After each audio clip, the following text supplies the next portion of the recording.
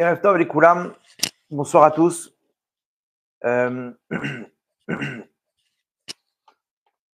Tu pouvais faire juste un retour sur le son, ceux qui sont en direct avec nous. Ok, donc le cours de ce soir, si vous le voulez bien, j'aimerais partager les mérites et, le dédier pour la réussite de Daniel Ben Rivka, Anaël Shoshana Solibat Sarah, Bedrat Hashem, avec un bon Shalom Baït et par Nassa Beshefa, et qu'Hachem leur envoie une maison à eux, Bedrat Hashem, cette année. J'aimerais aussi pour la réussite de Sonia Aaron Ben Sabrina Rachela, Yehuda Ben Levana et Batsheva Bat Dvora, Bezrat Hashem aussi pour une bonne alia, et pour un Zivug Agun de Eliaou Ben Estrella, Bezrat Hashem, ainsi que pour la refoua shlema de tous les blessés et la réussite Bezrat Hashem du Ham Israël dans les différentes opérations matérielles et spirituelles. Ok. Avant de commencer le cours, donc juste, je rappelle un petit peu l'annonce qu'on a fait, l'opération qu'on a lancée. Merci beaucoup pour le retour. Alors, donc, comme vous savez, donc, il y a quelques mois, on avait lancé une opération Teilim par rapport à ce que les gens ont prévu, en fait. On avait annoncé un peu ce qui devait se passer. Et donc, on avait pris une opération de Teilim où chacun pouvait prendre un livre de Teilim, s'inscrire, prendre un livre de Teilim. Et pour booster un peu les gens, on avait mis en place un tirage au sort. On rentre automatiquement dans un tirage au sort. Cette fois-ci, donc, on va faire trois places de 500 €, ok, donc, qui seront tirés au sort à la fin de l'opération Bedrat Hashem. Donc voilà, donc celui qui veut s'inscrire, donc on relance l'opération. Celui qui veut s'inscrire, c'est très simple. Vous prenez sur vous un livre de Teilim pour la réussite du Ham Israël, ok. Vous allez, pour vous inscrire au tirage au sort, vous allez sur le mail prix pour mon frère @gmail.com, prix PRIE pour mon frère @gmail.com. Vous dites là-bas, je prends sur moi un livre de Teilim. Un livre de Teilim, vous pouvez le faire à plusieurs, en famille, etc. Vous notez le nom là-bas et quand on tirera au sort, à ce moment-là, il y aura trois noms, trois tirés, chacun, Bezrat Hashem, il pourra bénéficier de la somme de 500 €. C'est pour booster, quoi. C'est sûr que le but, c'est pas de gagner de l'argent, mais pour booster contre le Yetzer Hara, pour donner des forces et de la motivation, en plus de ce qu'on a besoin pour nos soldats, pour le Ham Israël, dans ces temps difficiles. Ok, donc je compte sur vous, chacun. Il faut que chacun l'ait fait au moins une fois dans chaque famille, pour vous déjà, et ainsi que pour le Ham Israël. On ne peut pas savoir ce que ça a amené comme délivrance la dernière fois. On est arrivé à 600 livres de Teilim, Baruch Hashem. Donc, c'est le moment. Tout le monde lit des Teilim. Maintenant, on essaie de regrouper tout ça dans une seule et même opération. Et Bezrat Hashem, qu'on puisse faire descendre de la miséricorde sur le Ham Israël. Ok, alors le cours de ce soir, il est un peu spécial. Vous allez voir, on va essayer de comprendre ce qui se passe actuellement à travers les parachiotes de la semaine. Vous allez voir que tout est écrit dans la Torah. C'est incroyable que quand on lit l'actualité et qu'on arrive dans la paracha de la semaine, on voit que tout est imbriqué. Il suffit juste de se poser et d'analyser ça ensemble. Et vous allez voir qu'on peut avoir beaucoup de réponses à nos questions et comprendre aussi où est-ce qu'on va. Bon, les gens, ils sont dans l'inconnu de se dire, mais qu'est-ce qui va se passer? Est-ce que ça va bien se passer? On voit qu'on est un peu dans une impasse et pourtant tout est inscrit dans la Torah. Vous allez voir comment passé, présent, futur, on a juste à ouvrir la Torah qu'Hachem nous a transmis pour comprendre quel est le plan divin. Il y aura un petit peu de secret de la Torah, donc accrochez vos ceintures. Je vais essayer de placer des introductions pour qu'on puisse comprendre comme il faut. Donc voilà, si vous avez encore du mal, n'hésitez pas à remettre comment dire, le passage du cours, parce que c'est vraiment important. Vous allez voir, on va construire. J'espère que vous n'allez pas avoir mal à la tête de ce cours-là, c'est un peu poussé, mais si c'est le cas, accrochez vos ceintures et on est parti, Bezrat Hashem. Alors regardez comme c'est fort. Donc ce massacre a commencé le 7 octobre, le jour de Simchat Torah. Le jour de Simchat Torah, on commence la parasha de Bereshit. Parasha de Bereshit, le premier mot de la parasha Bereshit, le commentateur Rashi nous explique c'est quoi Bereshit. Ok, il nous dit pour deux réchit, pour deux prémices. Bereshit, c'est au commencement, mais ça a le même terme que prémisse. Pour deux prémices, B, Réchit, Bet, Réchit, Bet, c'est la valeur numérique de 2. Pour deux prémices, Bara Elohim et Hachem, il a créé le monde. Quelles sont ces deux prémices? Quand on scanne tout ce qui est écrit dans la Torah, il y a deux psukim, deux versets qui parlent de prémices. Le premier parle d'Israël, du peuple du Ham Israël. Le deuxième parle de la Torah. Donc Rachid nous dit, la Torah a commencé par l'objectif même, Hachem nous transmet l'objectif même de cette Torah qui a été transmise au monde pour deux objectifs. Israël et, pardon, que le monde a été créé pour deux objectifs, Israël et la Torah. La Torah, c'est la lumière qui va éclairer le monde. Israël est l'intermédiaire entre Hachem et le monde et les peuples du monde. Donc, on a besoin de ces deux entités pour pouvoir donner un sens à ce monde. D'accord? Ça, c'est Bereshit. Rachid nous dit pourquoi on a besoin de commencer par l'objectif. La Torah, c'est un mode d'emploi, commence par des règles, par des leçons. Pourquoi tu me donnes tu me commences une histoire comme ça de comment, le pourquoi du comment? Laisse tomber ça, mets-moi ça dans un midrash, mets-moi ça dans des commentaires, dans le Talmud. La Torah, c'est un mode d'emploi. Le mode d'emploi, il y a le mec, il a acheté un téléphone, on lui met un mode d'emploi, on va pas lui dire, on va pas mettre là-bas, je sais pas, un message de Steve Jobs qui écrit pourquoi il a voulu créer le iPhone et le machin. Laisse tomber ça, dis-moi comment ça marche. Et Rachid il répond, il dit parce que un jour vont venir les peuples du monde et vont nous dire vous nous avez volé notre terre. Et nous, on aura la preuve écrite que non, voilà, cette terre, c'est Hachem qui l'a créée et il décide de la donner à qui il veut. Et il l'a donnée à Israël. Cette terre appartient à Hachem et lui, il a décidé de nous la donner. On voit que tous les éléments, comment, des miracles sur miracles, comment le Ham Israël, à la fin des temps, il revient sur cette terre. Et c'est ce qui se passe le jour de Simchat Torah. La racine, la source de cette attaque, c'est donc le Hamas. Vous nous avez volé notre terre. Okay, donc eux, non seulement ils le prétendent, mais aussi ils le montrent par des actes, comme on a vu ce massacre le jour donc de Simchat Torah. On commence à Parashat Bereshit, qui commence par un vol qui vont nous comment dire, nous faire nous montrer combien on est des voleurs et qu'on a volé la terre d'Israël.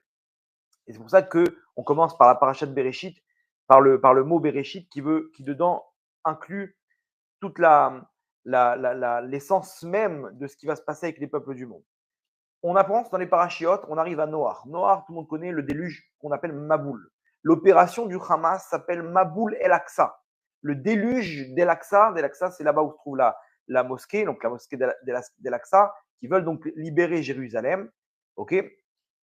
Et donc, Maboul el-Aqsa, c'est-à-dire juste après, donc une fois qu'ils revendiquent la terre, que bien entendu on leur a volé. Là-bas, c'est intéressant, mais dans les interrogatoires du Shin Bet, quand ils interrogeaient les terroristes, ils disaient, toi, c'était quoi ton plan? Ils disaient, moi, je suis venu purifier tel endroit. Et là-bas, il dit, c'est quoi purifier? Il dit, vider. En gros, tuer, quoi. Tuer tout le monde. Mais eux, ils appellent ça purifier. C'est-à-dire qu'aujourd'hui, les Juifs qui sont sur la terre d'Israël, pour eux, c'est quelque chose qu'il faut purifier. La terre, elle est impure parce qu'il y a des mécréants qui sont sur cette terre, qui sont des Juifs. Okay, et le but de l'islam, c'est de purifier la terre de ces mécréants. Là-bas, dans le Noach, on dit tout au début, comme ça, la terre a été détruite. Donc, détruite. Là-bas, on nous dit que c'est le vol et l'adultère, tout ce qui est semence en vin, les hommes avec les hommes, etc. Tout, même les animaux, ils ont été détruits. Parce que les animaux aussi, ils ont eu cette influence. Ils se mélangeaient entre espèces, etc. Donc, tout a été détruit. Pourquoi Vatisharet Aret. Aret Lifna Elohim. Comme il y a eu l'adultère, il y a eu toutes ces fautes. Regardez la suite du pasouk. Vatimale Aretz Hamas. La terre, donc Aretz, c'est la terre d'Israël. Elle s'est remplie donc du Hamas. On a vu là-bas ces vidéos. Hachem et Rachem, dans la rêve partie là-bas, des milliers de terroristes qui courent et qui mitraillent dans tous les sens nos frères. Mais là-bas, c'était une soirée où là-bas, lo alenu, c'est Lifna Elohim. Malheureusement, il y a eu des avérotes. C'est la goutte d'eau qui a, entre guillemets, fait déborder le vase. Tout ce qui se passe aujourd'hui, le manque de Gdusha, la terre d'Israël, qui code et avona, elle exige son paiement par rapport à toutes ces fautes. Et c'est ce qui s'est passé. Hachem, il nous parle à travers il nous donne le pourquoi du comment nous-mêmes, on a déclenché ce manque de protection. On va dire ça comme ça. On arrive à l'Echlecha. Le Midrash nous raconte l'événement qui a propulsé Avraham Avinu en haut de l'affiche. Avraham Avinu, c'est quelqu'un qui s'est battu contre les idoles jusqu'à que Nimrod qui était un peu le manig, le dirigeant de l'époque, le leader, il a amené Abraham en débat et il s'est fait massacrer. Abraham, il a amené KO. Chaque, il lui a dit, écoute bien, maintenant, c'est pas une question de, je vais pas te convaincre, je t'oblige à te prosterner devant la statue. Tu te prosternes pas, on te jette au feu. Donc là, dans le feu, c'est ce qui va à Ur-Kasdim. Abraham, il refuse et, bien entendu, on le prend, on le jette dans le feu. Et là-bas, Abraham Avinu, il fait le schéma Israël et Akash Baruch Hu, il le sauve. C'est exactement ce qu'on a vu. Ces centaines de héros qui ont sauté dans la bataille, des gens qui ont entendu que là-bas il y avait des terroristes, ni une ni deux, ils ont pris leurs armes, ils sont partis dans les villes, dans les kibbutzim, dans les moshav. Pourquoi? Pour se battre avec. Attends, mais ils sont 300 là-bas. J'ai mes frères qui sont là-bas. Et on a vu des actes héroïques où un mec, il pouvait tuer 20, 30 terroristes. 30 terroristes. Ils avaient peur de personne. Il y en a un certain Itamar, ok. Il était à Nahal Oz. Nahal Oz, c'est un des kibbutz qui a été attaqué. Lui et son unité, donc ils étaient 10. Ok, c'était des Yassam. Yassam, c'est l'unité commando de la police. Ils étaient là-bas en cas où. Et dès qu'ils ont vu ça, ils se sont équipés. Ils sont sortis. Il y en a un qui s'est fait. Il ne s'attendait pas à avoir des centaines de terroristes. Le capitaine, il a pris une balle, il est tombé. Les 9 autres, ils se sont repliés dans la maison et ils ont commencé à tirer. Les terroristes, ils ont vu qu'il y avait une équipe là-bas. Ils sont arrivés. Il y en a un qui s'appelle Itamar. Il est monté sur le côté. Lui, c'est un tireur d'élite. Il a tué 110 terroristes. Il s'est mis sur le côté. Tac, tac, une balle, une balle, une balle. Il a tué comme ça des héros. De Nathan Abergen qui a sauté sur la grenade. C'est tous des Avraham Avinu qui ont sauté dans le feu en criant Shema Israël. Là-bas, dans la rêve partie, il y avait une trentaine comme ça de jeunes qui sont. Donc il y a eu des sirènes d'alarme. Ils sont entrés dans une chambre forte. Il y avait des chambres fortes là-bas à quelques endroits au cas où s'il y avait une attaque de missiles. Ils sont rentrés, ils ont fermé la porte derrière eux. Il y avait des fenêtres dans la chambre forte. Là-bas, les terroristes, ils leur ont dit de sortir, ils ne sont pas sortis, ils ont jeté une grenade. La grenade, elle a explosé, non, avant qu'ils jettent la grenade. Là-bas, il y avait deux Bachourim, deux étudiants en yeshiva qui sont tombés du chemin et qui ont tout lâché. Ils se sont retrouvés là-bas.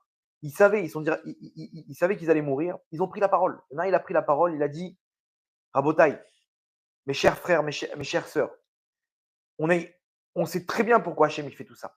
Dans quelques instants, on va se retrouver à côté d'Hachem. Qu'est-ce qu'on va dire à Hachem après toutes ces fautes qu'on a fait? On va mourir, on va se retrouver devant Hachem. Si jamais on ne fait pas de tchouva maintenant, on n'aura pas quoi répondre devant Hachem. C'est maintenant qu'il faut qu'on fasse tchouva sur toutes nos fautes.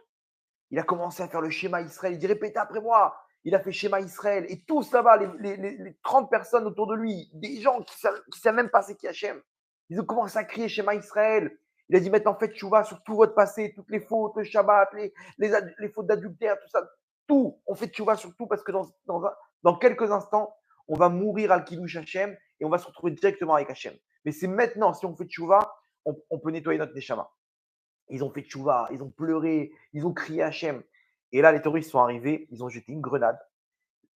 Il y en a un, il regarde la grenade, boum, il saute. Il saute sur la grenade, il a sauvé les 29 autres. Il y avait une fenêtre, ils ont essayé d'ouvrir la fenêtre pour s'échapper. Ils ont compris qu'ils n'ont pas où aller. S'ils restent là, ils vont prendre des grenades. Deuxième grenade, il y a un deuxième qui saute sur la grenade. Troisième grenade, écoutez bien, le Hamas, ils ont envoyé 28 grenades. 28 morts chacun. à son tour, il a sauté sur la grenade pour sauver les autres. Il restait 2. Les 2 à la fin, ils ont réussi à sortir par la fenêtre et ils se sont échappés. Il y en a 2 qui ont été sauvés. Le Baroud et Shiva, lui aussi, il a sauté, il est mort avec eux. Et comment d'où ça sort ça? D'où ils sortent ces personnes qui ont cette étincelle comme ça, d'être prêts à mourir pour sauver leur prochain? Ça existe que dans le Ham Israël. Dans le Ham Israël, quand il est dos au mur, c'est sa Neshama qui prend le dessus. La Neshama, elle veut que donner. La Neshama, elle est prête à tout pour donner. Le corps, il veut prendre. C'est mon intérêt, c'est moi, c'est ma maison, c'est mon travail, c'est mon job, c'est ma voiture, c'est moi et moi et moi. La Neshama, c'est que Hachem. Et ces gens-là, ils ont sauté dans le combat, ils sont battus, ils sont une poignée d'hommes contre 300, 400 terroristes. C'est du jamais vu, du jamais vu. Donc ça, c'est comment dire, le, le midrash de Ur Kasdim. On continue Avram Avinu là-bas avec la guerre entre euh, les quatre rois face aux 5 rois. Là-bas, il capture Lot. Lot, c'est le neveu d'Abraham. Il le capture. Avram Avinu, il rentre en guerre. Opération Karkaït, opération terrestre. Avram, il rentre en guerre. Pourquoi? Pour libérer les otages. Et on voit, il libère Lot, tous ses biens, sa femme, ses enfants. Il libère tout le monde là-bas, Avram Avinu. On voit aussi les 4 rois contre les 5 rois. Guerre entre les grandes puissances de l'époque, comme il se passe aujourd'hui. Aujourd'hui, on est face à une guerre entre toutes les puissances mondiales. On m'a montré plus de 50 pays qui ont des navires de guerre en mer Méditerranée. Depuis le début de l'opération, une cinquantaine de pays ont leurs navires de guerre, sous-marins, porte-avions dans la région, que ce soit mer Méditerranée, mer Rouge. Il y a des sous-marins chinois, des sous-marins nucléaires chinois qui se trouvent là-bas en mer Méditerranée. Qu'est-ce qu'ils viennent faire là-bas? Et des navires de guerre iraniens, et ils sont en train de se chauffer. Ils sont en train de se chauffer. Parachat l'Ardecha. On continue. Am Israël, il fait tchouva. Il se ressaisit. Ardout. Abraham, il reçoit l'alliance avec Hachem. Brit Venabetarim. C'est ce qui se passe quand on est unis. Akadosh Baruch Hu, il nous donne son alliance. Il nous donne cette terre. Ça, c'est Parashat Lech Lecha. On continue et on arrive dans la Parashat Lech Lecha. Et ça, c'est le point on va développer ce soir. On nous ramène juste après l'alliance que Hachem nous dit, je vous donne cette terre. Là-bas, on nous raconte qu'il y a 10 peuples sur la terre. 10 peuples, ok. Je vous cite le verset, ce qu'il dit. Voilà. Donc, dans le Pérec, dans le chapitre 15, Tet Zain, verset Yutet, 19. Donc Hachem, il nous dit, Bayom Haou, donc juste avant, Bayom Haou, ce jour-là, Karat Hachem, il a fait une alliance. Et Avram,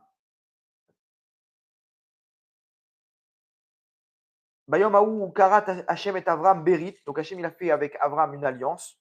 Les morts en disant, les Aracha à ta descendance, Natatiet Aret Sazot, cette terre-là, Minahar Mitzraim, du fleuve d'Égypte, donc le Nil, Hadanar Agadol, Nahar Perat, l'Euphrate. Et là, on a la liste des 10 peuples qui vont être donc sous domination juive, que là pour l'instant c'est eux qui occupent le pays de Canaan, mais ces 10 peuples-là, Hachem il va nous les donner. Et à Kéni, Vet à Kénizi, Vet à Kadmoni, 3, mettez-les de côté ces 3-là, on va essayer de développer après de qui il s'agit. Vet à Chiti, Vet à Périzi, Vet à Rephaïm, Vet à Emori, Vet à Kenaani, Vet à Girgashi, Vet à Yevoussi, 10. En fait, Girgashi, ils sont partis quand Yeshua est arrivé, et ils ont pris la terre du Maroc, ils sont partis en Afrique, et donc ils ont reçu une terre comme la terre d'Israël. On avait développé ça dans des anciens cours.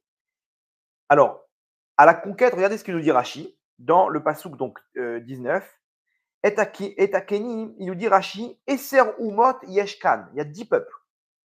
10 peuples, accrochez-vous bien, c'est un peu, on va construire avec ça, mais vous allez voir comment ça rejoint ce qui se passe actuellement. Donc, il y a une liste de 10 peuples.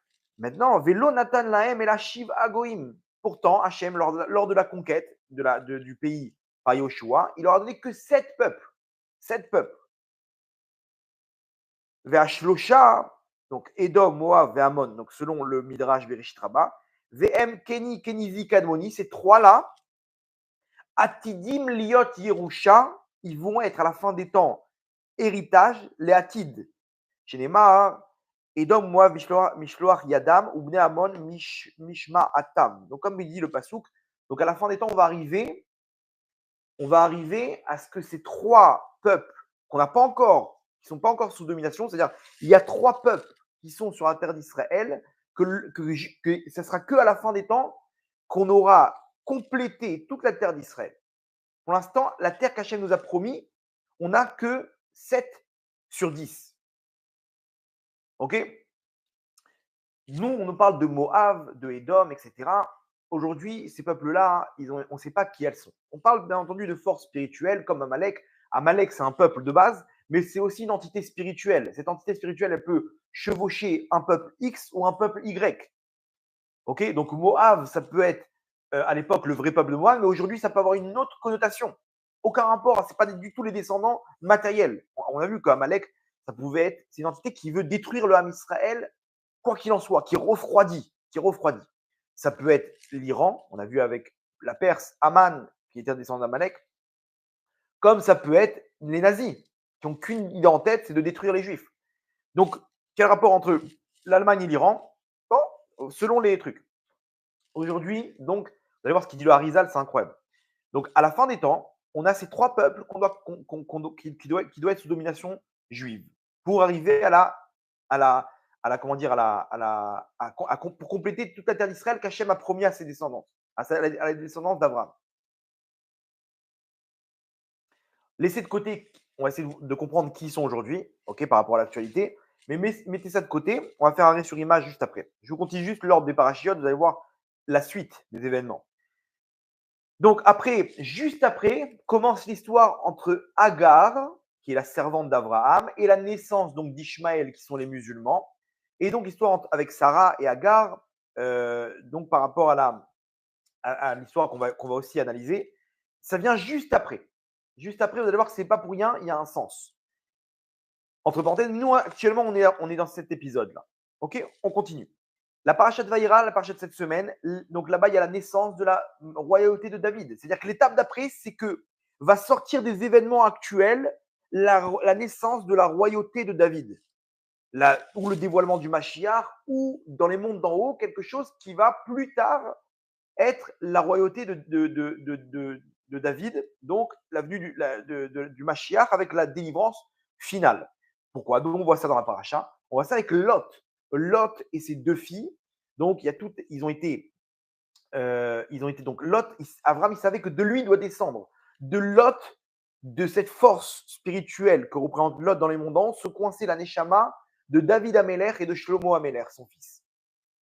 C'est pour ça qu'Abraham, il intervenu dans la guerre pour libérer Lot, pour libérer donc Lot qui a été kidnappé. De Lot va descendre, donc on connaît l'histoire, il a été sauvé de Sodome. De lui, après, il pensait qu'il y avait plus de, le monde a été détruit. Ses filles, elles se sont dit quoi? Alors, il faut recréer le monde. On est obligé de se retrouver avec notre père pour pouvoir avoir une descendance. Elles l'ont fait boire et elles sont parties avec lui. Et de ces deux filles sont descendues le peuple de Moab et le peuple de Ammon. Moab, là-bas, Ruth est sortie de ce peuple-là. Elle s'est convertie. On va expliquer plus tard l'histoire. Et c'est donc, elle a eu un fils qui s'appelle Oved. Oved, il a eu un fils qui s'appelle Ishaï. Ishaï, il a eu David. David, il a eu un enfant qui s'appelle Shlomo. Shlomo, il s'est marié avec Naama, entre autres, qui vient de Ammon. Ammon, c'est l'autre peuple. Et donc, c'est de cette descendance-là qu'ils ont eu Rechavam. Et donc, sa descendance jusqu'au Mashiach. Et donc, le futur roi, donc Melech HaMashiach, qui va diriger la Géoula Bekarov. Donc, de Ammon ou Moab descend spirituellement cette Neshama du Mashiach. Donc, quand est-ce que naît cette royauté? Dans la paracha de Vaïra avec l'épisode de Lot. Juste après, remarquez bien, juste après, on a l'épisode où Sarah renvoie Ishmaël. Sarah renvoie Ishmaël et dit à Abraham, Garesh et Tahama Azot. Ahama, c'est ce peuple. Elle n'a pas dit Abraham, renvoie cet enfant, renvoie cet homme, renvoie ton fils, renvoie ce peuple. Comment ça, ce peuple? C'est qu'une personne. Là, dans la paracha de cette semaine, on voit il y a dans les mondes d'en haut, spirituellement, il y aura une action une séparation entre Am Israël et Ishmaël. Entre Am Israël et Ishmaël. Où, de la même manière que Sarah, elle a influencé Abraham pour qu'il le renvoie, pareil, l'étape d'après, c'est qu'il y aura cette séparation avec Ishmaël. Et là, la cerise sur le gâteau, c'est la fin de la paracha Chaye Sarah. Donc, c'est dans 2 semaines. On va dire le lien entre la parachat Chaye Sarah et Toldot. Pourquoi? C'est-à-dire que ces 2 semaines-là où il y aura Chaye Sarah et Lot. Ok, Chaye Sarah et Toldot, pardon. Chaye Sarah et Toldot. Pourquoi dans ces 2 semaines-là, il y aura une grande délivrance pour l'âme Israël? Ok, parce que regardez ce que nous dit le Balatourim sur la fin de la parachat Chaye Sarah. À la fin de la parachat Chaye Sarah, ok, donc qui est la semaine prochaine, on nous ramène la descendance de Ishmaël. On nous ramène là-bas les princes de la descendance d'Ishmaël, etc. Hadad, Vetema, Yetour, Nafish, Vekedma, Elehem, Bene Ishmaël. Voici les enfants d'Ishmaël. Ok, 12 princes. 12 princes. Vele, Shenechaye Ishmaël. Et donc Ishmaël, il a vécu 130 ans, 137 ans, et il est mort. Et là, le dernier verset, il est incroyable. Vaishkenu Michavila, donc ces 12 princes-là, ils vont s'installer. Michavila ad Shur. Donc, c'est une province, ok, autour de la terre d'Israël. Ce serait dur d'aujourd'hui de mettre un nom précis sur cette province. En tout cas, Michavila ad Shur, Asher al Pene Mitzraim, donc qui arrive jusqu'à l'Égypte. Boacha Ashura, ok, avec donc aussi Ashur. Je ne sais pas si vous vous rappelez le cours de la semaine dernière sur la Troisième Guerre mondiale, on avait ramené que Ashur, ça représentait Ishmaël.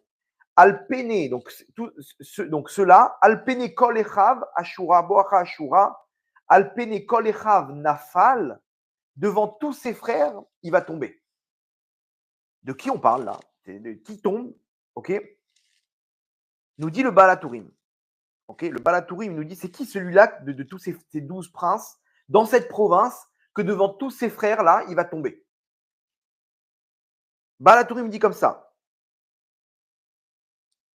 Donc, on ne sait pas de qui on parle ici, ok, mais on nous dit qu'il va tomber.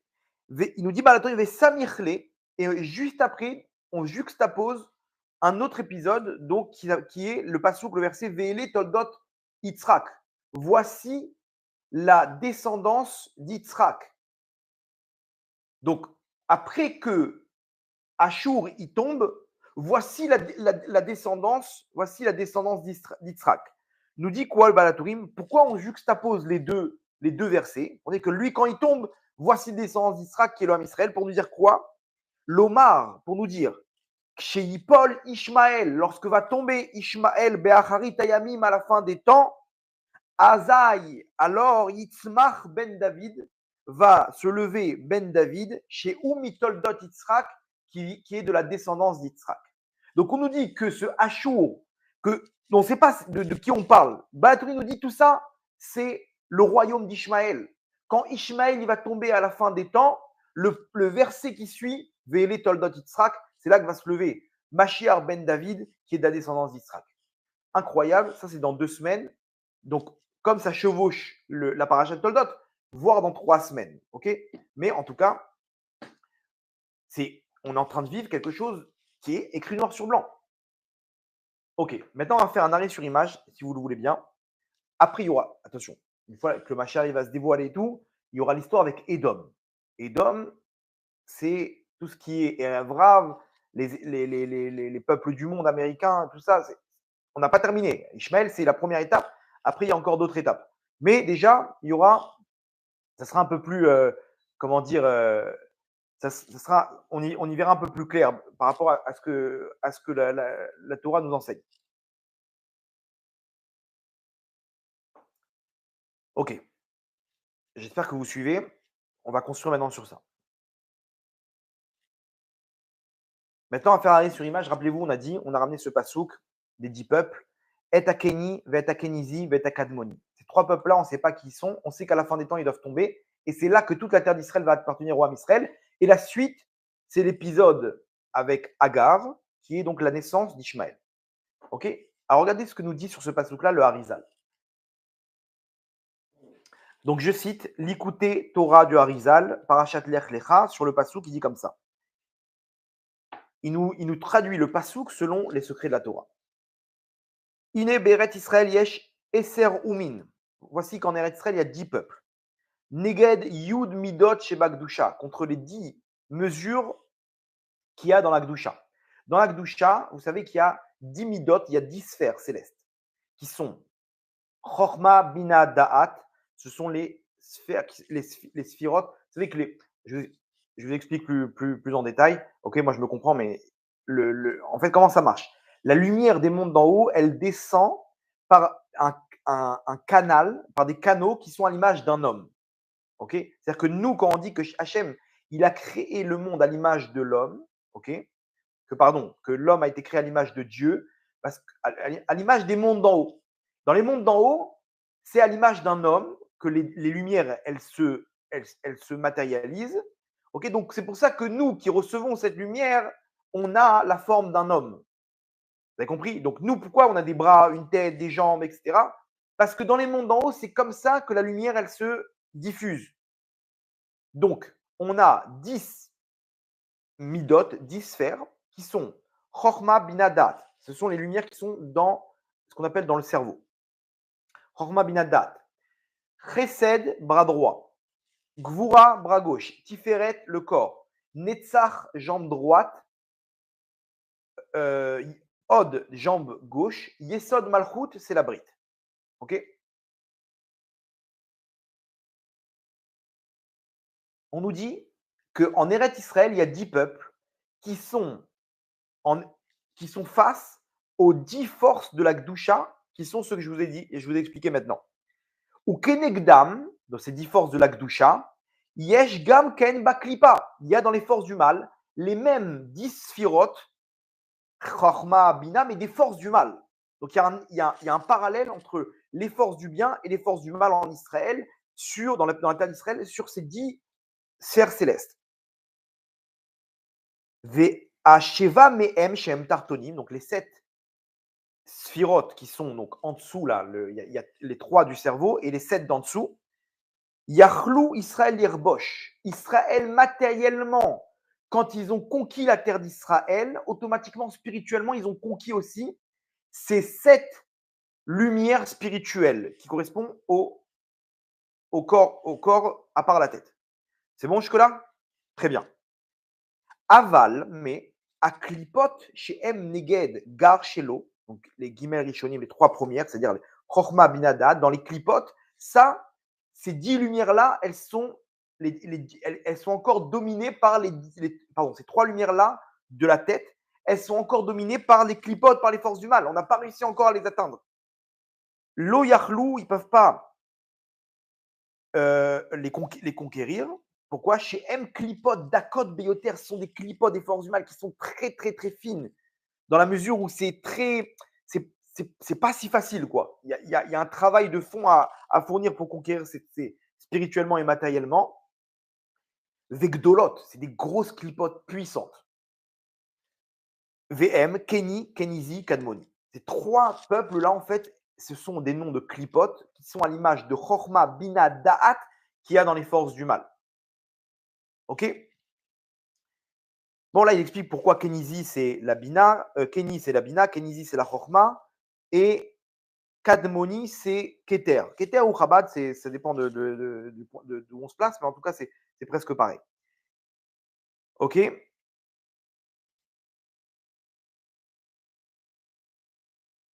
Bon, il explique un truc là maintenant, je ne vais pas rentrer dans ça. Mais en tout cas, on récapitule. Donc, il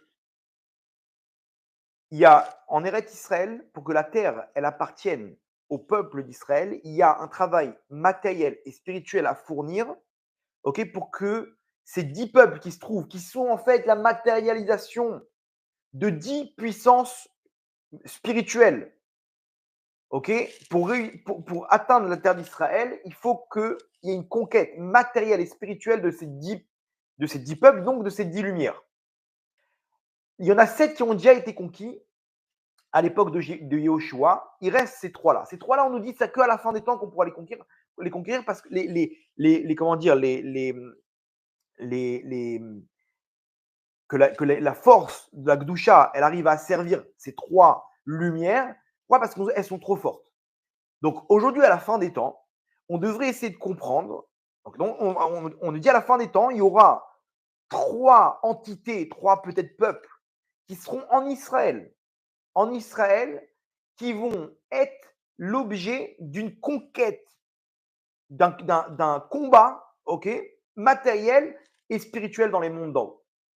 Aujourd'hui, qu'on arrive à la fin, on peut peut-être mettre le doigt sur qui sont ces Kéni, Kénizi et Kadmoni. Et vous allez voir que c'est incroyable, parce que ça représente exactement ça. Donc, ils représentent, comme je vous l'ai dit, Chabad. Chabad, c'est Chochma, Bina, Da'at, qui sont les lumières qui sont dans le cerveau, celles qui sont cachées. Le bras, on le voit. Ouais. La pensée, on ne la voit pas. Elle est cachée. Ce peuple-là qui fait du mal à Israël, il doit être en Israël. Et ce peuple-là, il doit avoir une connotation aussi de caché. Aujourd'hui, quand on voit la guerre, on voit que Israël, ils se battent avec une armée de fantômes. Le Hamas, il vit dans une ville souterraine.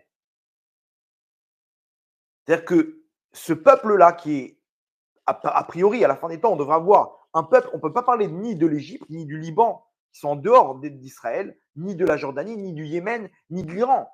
Ça peut être que quelque chose qui matériellement représente ces 3 forces spirituelles, ok, qui sont à l'image de la pensée, qui se matérialisent en bas. Aujourd'hui, on y est, on est à la fin des temps, on voit cette confrontation qui se passe. Donc, on peut conclure il s'agit apparemment de ces 3 clipotes, qui sont peut-être Hamas, djihad islamique, je ne sais pas, mais en tout cas, bizarrement, il devrait avoir la même connotation que cette force spirituelle. C'est ça qui est fort, c'est quand on analyse comment ça marche dans la Kabbalah, on peut comprendre comment ça marche comment ça se matérialise. Ces forces-là, c'est les forces qui représentent la pensée. La pensée, elle ne se voit pas, elle est cachée. Donc, il devrait avoir une connotation de se cacher, ces peuples. Et effectivement, ils vivent sous terre. Gaza, c'est une ville souterraine. Il y a des autoroutes, il y a des hôpitaux, il y a tout ce qu'il faut en bas. Comment dire, ils entreposent leurs missiles. C'est ça la difficulté de cette guerre, c'est qu'ils se battent avec des fantômes. Ils se battent avec des fantômes, ils arrivent, le mec il sort de nulle part, il tire, il redescend, il arrive de l'autre côté, il arrive derrière eux, ils sont cachés, ils sont tous cachés. Oh, ça doit nous rappeler cette force spirituelle qui est cachée, qui s'appelle Chorma Binadat. Ok, donc déjà, premier élément. Deuxième élément, quand ils ont attaqué là-bas, ils ont pris un malin plaisir à couper des têtes. Couper des têtes, lo allez-nous, pourquoi tu fais ça? Tu perds du temps. Premièrement, tu perds du temps. En plus, c'est quoi cette barbarie? Qu'est-ce qu'il y a là-bas dans le fait de couper des têtes? Alors peut-être, je sais pas, il y a des trucs selon le Coran ou un truc. En tout cas, pourquoi? Quel est le but je sais pas, tu veux tuer. Pourquoi tu veux tuer dans la qualité? Tu perds du temps maintenant. Mets une balle dans la tête. Passe au prochain. Non, il faut lui couper la tête. Ah, ça me fait hyper mal de parler ça un peu crûment comme ça, mais qu'est-ce qui se passe qu'est-ce qu'on devrait apprendre de ça? La tête, ça représente ces 3 lumières. Ils veulent nous montrer par là que le Ham Israël, il est encore déconnecté de ces 3 lumières-là dans les forces du bien, parce qu'elles sont pour l'instant dans les forces du mal. Donc le corps, les 7 d'en bas et les 3 d'en haut, ils sont déconnectés. Vous comprenez le message qu'on doit déduire de ça?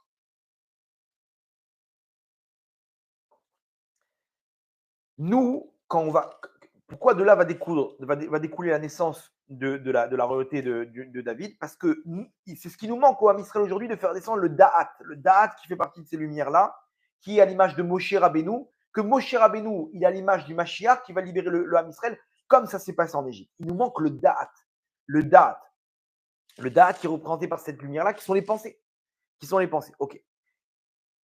Donc, Ces 3 clipotes-là, elles doivent tomber à la fin des temps.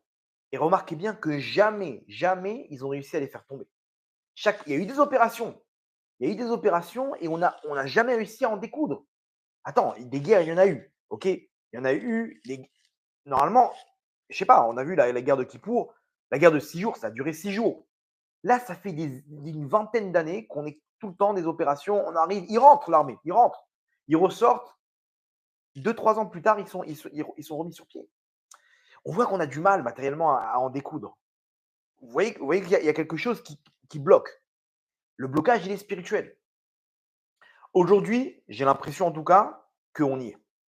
Il fallait qu'il y ait un élément, un traumatisme comme ce massacre qu'il y a eu pour que le Ham Israël, il se réveille et qu'il y ait une autorisation de l'armée et du peuple pour qu'on aille jusqu'au bout. Et là, ils sont prêts à aller jusqu'au bout et donc de faire tomber matériellement ces clipotes. Et vous allez voir que nous, spirituellement, on va voir comment on peut aider. OK? Et c'est pour ça que tous les peuples du monde, ils se réveillent. Inconsciemment, ils ne sont pas contents qu'on tape le Hamas. Dans le dernier cours, je vais expliquer par rapport à la haine du Ham Israël, etc. Mais au niveau kabbalistique, ils savent que ces 3 peuples, s'ils tombent entre les mains du Ham Israël, alors spirituellement, ça représente que Ham Israël, ils ont récupéré toute la lumière d'Eret Israël, ce qui fait que tout le Ham Israël, il peut revenir dans son pays, et c'est la Géoula. Si c'est la Géoula, eh ben les peuples du monde, ceux qui sont en tout cas contre Israël, ils sont mal barrés. Okay, on ne parle pas des gens qui sont bons dans les peuples du monde, on ne parle pas de ça. On parle des gens qui. C'est ce qu'on appelle la guerre de Gog ou Magog, etc., tout ce qui est écrit dans les prophéties. Donc inconsciemment, ils sont en train de trembler de peur. Et ils sont là en train de crier un cessez-le-feu. Mais comment tu parles d'un cessez-le-feu? Comment même Biden, il est venu, oui, il faut 2 États et machin. 2 États, vous comprenez que c'est une catastrophe. Pourquoi? Parce que tu vas donner une force maintenant à ces 3 clipotes. Ces 3 clipotes-là, elles doivent tomber. C'est pour ça que c'est une catastrophe ce qui s'est passé avec le Gouche Katif. Parce qu'il y avait une force spirituelle là-bas. Quand ils sont partis du Gouche Katif, c'est une catastrophe. Spirituellement parlant, je parle. En tout cas, là, j'ai l'impression en tout cas bien entendu, ils vont mettre des bâtons dans les roues, les peuples du monde. On voit ce qui se passe, c'est normal. Inconsciemment, ils ressentent comment dire, ils ressentent la fin. Ils ressentent qu'Israël, ils sont arrivés là, ils sont devant la ligne d'arrivée et que de là va naître la royauté du Mashiach et que c'est pas bon pour eux. C'est pas bon pour eux parce que ça met tous leurs plans en l'air. Alors maintenant, comment nous, on doit intervenir? OK, donc là, j'espère que vous avez compris, OK, comment ça marche. C'est explicite dans le Harizal, ce qui doit se passer à la fin des temps. Le La question de savoir comment nous, on doit comment dire? Comment nous, on doit apprendre spirituellement, comment on doit combattre, nous, cette force. Moi, j'aimerais bien, me battre, mais vous avez compris, il y a 2 entités. Il y a spirituellement et matériellement. Il y a ce qu'ils sont en train de faire les soldats. Donc bon, si tu es dans Golani ou Tsankhanim, vas-y, n'aie pas peur, tu as Hachem avec toi, tu as la Shekhinah, on prie pour toi et on va faire ce qu'il faut. Mais nous, qu'est-ce qu'on peut faire à part lire des Tehillim, à part étudier, donner de la tzedaka, et cetera? Comment nous, on peut intervenir? Alors là, il faut expliquer comment ça marche l'histoire des clipotes, OK, pour savoir comment elles perdent leur force et qu'elles tombent. Vous allez voir qu'il y a des actions qu'on peut faire. Ces actions-là, elles nous permettent de faire tomber la clipa, la force spirituelle négative. Et ces actions-là, il faut qu'elles soient en correspondance avec la clipa. Il y a des actions qui vont attaquer tel type de force du mal et d'autres actions. Donc, si on arrive à identifier cette force du mal comme on l'a fait maintenant, on va pouvoir savoir qu'est-ce que nous, on doit faire. Alors d'abord, comment ça marche? Je vous fais une petite introduction. J'espère que vous êtes avec moi, vous me suivez. Je sais que c'est compliqué, mais je vous ai prévenu, accrochez votre ceinture.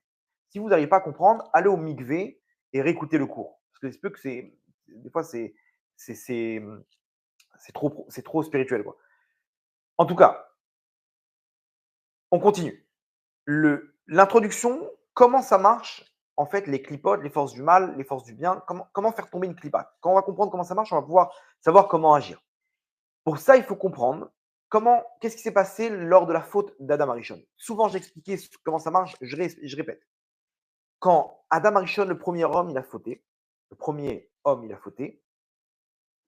il y a les étincelles qui se trouvaient, les étincelles spirituelles qui composaient l'âme de Adam Arishon, elles, sont, elles se sont dilapidées, elles ont explosé et elles sont tombées dans les mondes d'en bas, qui sont les forces du mal.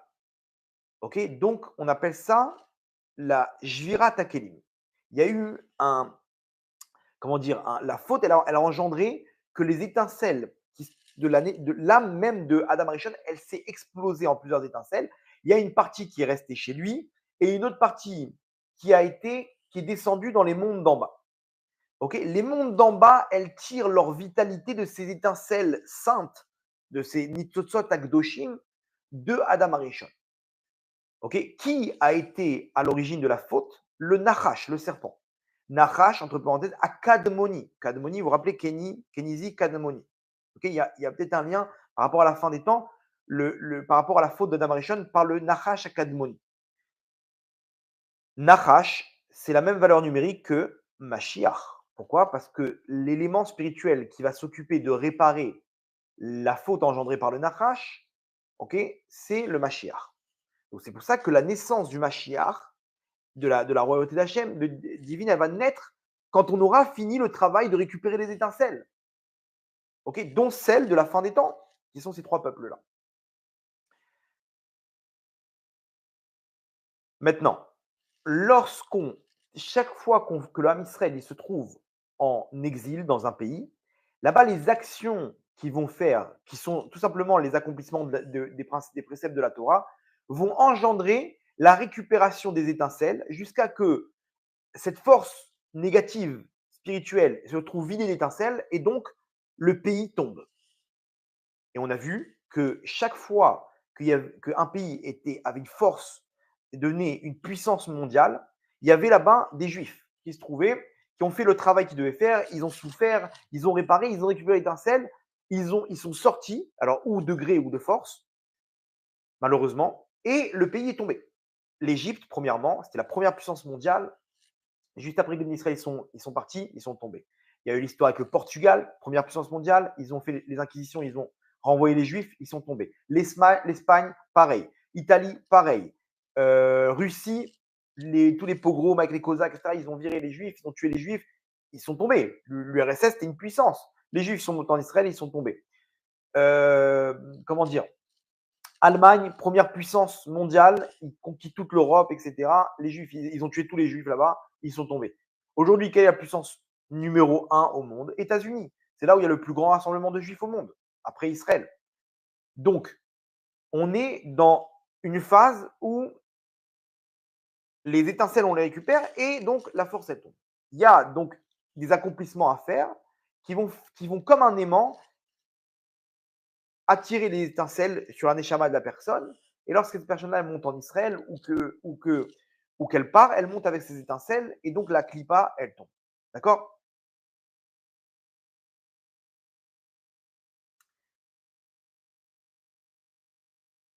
Ceux qui veulent voir ça, je ne vais pas trop alourdir le cours, mais ceux qui veulent voir ça en détail, Rabbi Chaim Vital, il ramène sur le Likuté Torah là-bas de Iov. Ok, il ramène comment ça marche. Ok, la Neshama de Avram Avinu, elle est sortie là-bas. Les forces du mal, ils ne veulent pas sortir ces étincelles-là. Ces étincelles-là, ils les mettent en jeu dans ce monde-là, comme la Neshama d'Avram Avinu, de David Ameler, de Shlomo Ameler. Et il y a toute une série de choses bizarres qui vont faire sortir les étincelles de la Klippa, comme l'histoire avec Lot et ses filles, Yehuda et Tamar, etc. Bref. Donc, vous avez compris comment on récupère les étincelles et à ce moment-là, la Klippa, elle tombe. Très bien. Maintenant, la question, c'est dans notre cas, à nous, par rapport à ces trois clipotes, comment faire tomber les étincelles? Comment récupérer l'étincelle pour faire tomber la clipa? Et là, remarquez bien comment ça se passe. Lorsqu'ils ont fait ce massacre, ils ont l'objectif principal, surtout, c'était de revenir avec des kidnappés. Les kidnappés, ils les ont amenés à Gaza. Remarquez bien, c'est exactement la représentation matérielle de ce que je viens d'expliquer. C'est qu'un des objectifs de l'opération de l'armée israélienne, c'est de récupérer les kidnappés. Les kidnappés, c'est quoi? C'est ce qu'on a expliqué, c'est des étincelles qui sont coincées dans les forces du mal, que nous, spirituellement, on libère. C'est-à-dire que nous, dans des actes qu'on fait spirituellement, on fait des opérations de sauvetage de kidnappés. Aujourd'hui, Hachem, il nous montre combien ce qui est en train de se passer maintenant, c'est ni plus ni moins que ce qui est en train de se passer dans les mondes d'en haut. Lorsque Tsahal opère pour faire des opérations de sauvetage des kidnappés, et je vous le dis, ce n'est pas officiel du tout, mais il y a plus d'une vingtaine de kidnappés qui ont été sauvés. C'est officieux. Ils ont fait une erreur de dévoiler le premier kidnappé, la fille qui a été libérée. À cause de ça, le Hamas, ils ont compliqué les choses pour les futurs kidnappés. Donc là, maintenant, il y a une vingtaine de kidnappés qui ont été libérés, ok, mais ils préfèrent ne pas les officialiser encore. Bien entendu, ces Neshamot, elles sont tombées là-bas, et sûrement que quand on les retire, ça veut dire que spirituellement, on est en train d'opérer cette opération qui va faire tomber la force du mal. Ok. Bien entendu, ça doit être des très grands Neshamot, ceux qui sont là-bas. Des Neshamot qui correspondent, qui sont des Neshamot claliques du Ham Israël, que lorsqu'on va les retirer, elles ont un rapport avec Gaza, avec cette clipa, et donc voilà. Donc Hachem, il nous montre, mes enfants, agissez maintenant, parce que ce qui se passe matériellement, c'est ni plus ni moins qu'un appel de phare pour nous expliquer ce qui se passe dans les mondes d'en haut. Vous avez compris là l'analyse incroyable qu'on est en train on est en train de comprendre, grâce à l'actualité, qu'est-ce qui se passe dans les mondes d'en haut. C'est un parallèle. Vous avez compris que c'est un parallèle entre les mondes d'en haut et les mondes d'en bas. Ce qui se passe en bas, ça agit avec ce qui se passe en haut. Ce qui se passe en haut, ça agit avec ce qui se passe en bas. Nous, on peut intervenir en haut. Et nos soldats en bas. Maintenant, on peut leur donner des forces pour libérer les kidnappés et pour faire tomber les clipotes. Et s'ils font tomber les clipotes, automatiquement, ils gagnent la guerre. Donc là, c'est incroyable. Maintenant, venons en analyse. Rappelez-vous, cette clipa, c'est quoi cette caractéristique? La caractéristique de cette clipa, on a dit, ces trois lumières de Chabad, Chorma, Binadat, qui correspond à la pensée, ce qui est caché. Dans les forces du bien, qu'est-ce qui est caché? C'est simple, vous allez voir, c'est juste incroyable. Si vous voulez ne pas tomber de votre chaise, raccrochez votre ceinture, je vous en prie, parce que ce ridouche-là, il est incroyable. Il y a une chose, un élément dans la Torah qui est caché, c'est ce qu'on appelle les secrets de la Torah, la Kabbalah, le Zohar. Lorsqu'on étudie le Zohar, lorsqu'on étudie la Kabbalah, les secrets de la Torah, automatiquement, on fait tomber cette clipa de Gaza. Pourquoi? Quel rapport? Les secrets de la Torah, on appelle ça Sod. Sod, c'est le secret. Secret, c'est caché. Rappelez-vous qu'il doit avoir la même connotation de quelque chose qui est caché de l'œil. Sod, c'est un secret, donc c'est caché. Quand vous prenez les lettres qui viennent après le mot Sod, donc on a le Samer. La lettre qui vient après, c'est le Ain. Après, on a le Vav. La lettre qui vient après, c'est le Zain. Donc Ain, Zain. Et le Dalet de Sod, la lettre qui vient après, c'est le He. Donc, on obtient le mot Aza. Aza qui veut dire en hébreu Gaza. C'est-à-dire pour te dire que lorsque tu étudies le Sod, tu étudies les secrets de la Torah, qui, entre parenthèses, correspondent à la pensée Rabat, c'est les lumières les plus hautes qui sont représentées par l'étude des secrets de la Torah, et la chassidoute aussi compris. Quand tu étudies ça, tu adoucis les lettres qui viennent après, qui sont Aza, qui sont cette clipa qu'on a compris à la fin des temps qui doit tomber. C'est-à-dire que nous, spirituellement parlant, lorsqu'on étudie les secrets de la Torah, la chassidoute, le Zohar, en lecture du Zohar, on fait tomber cette clipa de Haza. Le Sod, qui est cette lumière, qui est les secrets de la Torah, cette lumière qui est cachée, elle fait tomber la lumière des forces du mal qui est cachée, qui correspond à Chabad des forces du mal. C'est incroyable. C'est incroyable. Ça veut dire, première conclusion, messieurs, là je m'adresse d'abord aux hommes, on va voir les femmes ce qu'elles peuvent faire. Bien entendu, les femmes, elles peuvent lire aussi le Zohar, surtout le Hydra Zuta. Je dis le Hydra Zuta, c'est le cœur du Zohar. On a fait une chaîne dans les groupes. On a fait une chaîne dans le groupe de Noah, celle qui gère les groupes. Vous savez quoi, je vais quand même vous donner le numéro du groupe pour ceux qui veulent s'inscrire. Excusez-moi. On a fait un groupe où là-bas, on a fait une chaîne de lecture de Hydrazuta. Le numéro, donc c'est un numéro israélien du groupe, c'est le 050 972 55 15. 050 972 55 15. Ceux qui veulent participer avec nous à cette chaîne donc de Hydrazuta, ou tout simplement vous prenez le Zohar, vous lisez. Ok? Alors à ce moment-là, on fait tomber cette clipa. Cette étude des secrets de la Torah, il faut comprendre qu'on doit prendre sur nous maintenant quelques minutes par jour d'études, de lecture du Zohar, ok, pour pouvoir faire tomber spirituellement cette force dans les mondes d'en haut. Tous les Mekoubalim aujourd'hui, ils sont en train de crier, étudier, lisez le Zohar. Le Zohar et le Zohar, le Rav Shmueli, le Rav Hadès. Tous les tzadikim aujourd'hui ils disent, je vous en supplie, quand vous étudiez les secrets de la Torah. Je vous avais dit qu'on est en train de mettre en place un Beth Midrash, ok. Et on va essayer de mettre des cours supplémentaires en ligne, Bezrat Hashem, dont des cours de Zohar ou des cours de secrets de la Torah. On fera, Bezrat Hashem, un appel, mais en tout cas, ceux qui veulent participer avec nous pour diffuser tout ça, vous êtes les bienvenus. Vous êtes les bienvenus. On donnera les détails plus tard, Bezrat Hashem, mais en tout cas, vous pouvez dès maintenant sur le site tovhashem.com, ceux qui veulent participer avec nous, ok, et donnez vos idées. Il y a aussi, Bezrat Hashem, comment dire, Tikkunim Chadashim du Ramchal. Le Ramchal, donc c'est pour ça que Rabbi Shimon Bar Yochai dit que celui qui étudie son livre, grâce à ce livre, on va sortir de la galoute Berachamim, de l'exil Berachamim. Aujourd'hui, vous comprenez pourquoi? Pourquoi? Parce que les secrets de la Torah, ils font descendre la dernière clipa qui nous amène la naissance de la royauté divine. Le Ramchal, lui, il a mis en place ce qu'on appelle les Tikkunim Chadashim. C'est un Zohar du Ramchal que lui, le Ramchal, il dit, le Zohar, il sort de la galoute Berachamim. Les Tikkunim Chadashim du Ramchal, ils font rentrer l'âme Israël en Géoula Berachamim. C'est-à-dire qu'on a besoin des deux. On a besoin des deux.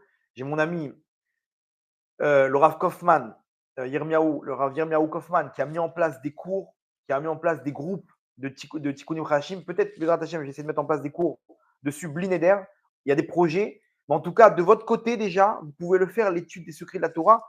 C'est premièrement l'étape qui peut faire tomber, ramener les étincelles, et qui peut faire tomber cette kippa et matériellement ramener nos frères.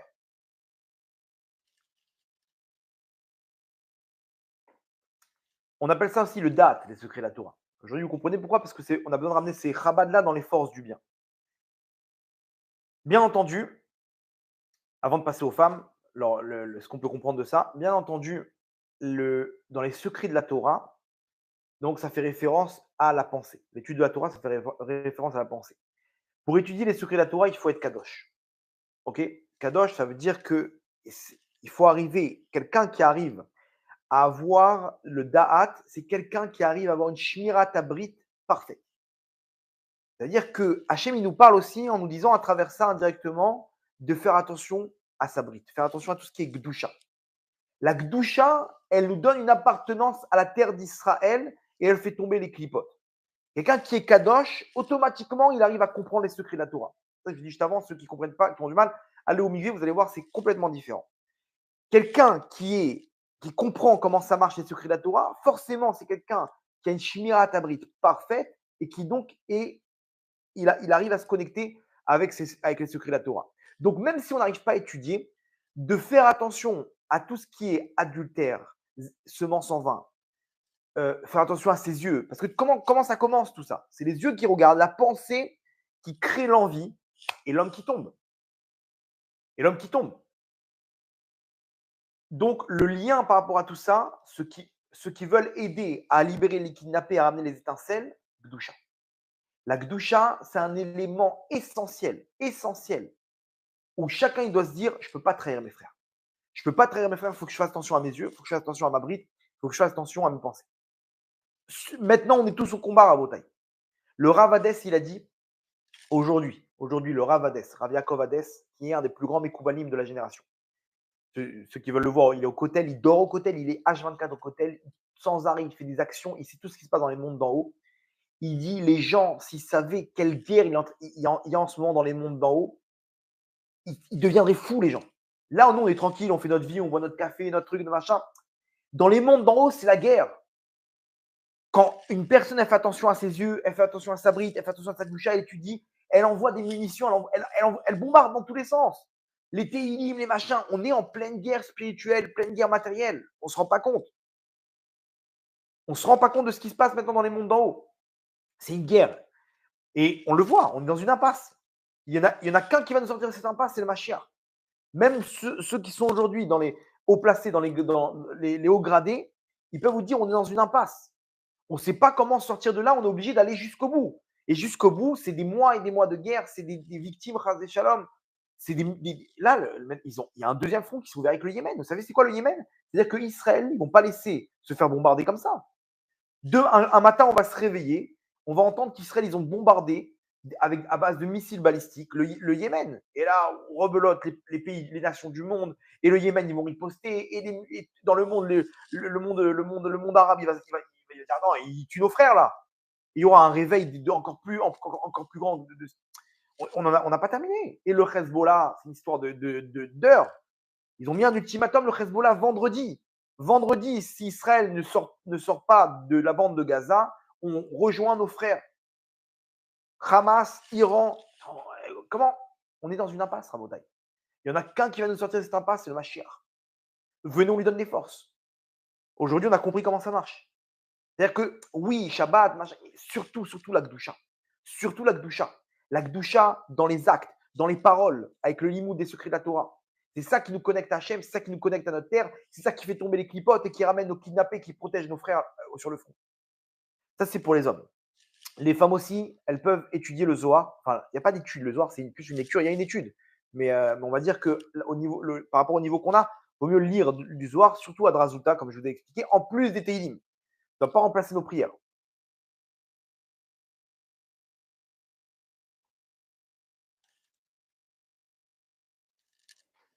Il ne me reste pas beaucoup de temps, mais on va essayer de placer le reste du cours. Pour les femmes, rappelez-vous de la connotation de cette clipa, c'est des forces qui sont cachées. C'est-à-dire qu'il doit y avoir un rapport avec ce qui est caché. D'abord, premièrement, ces forces-là, elles sont dans la tête.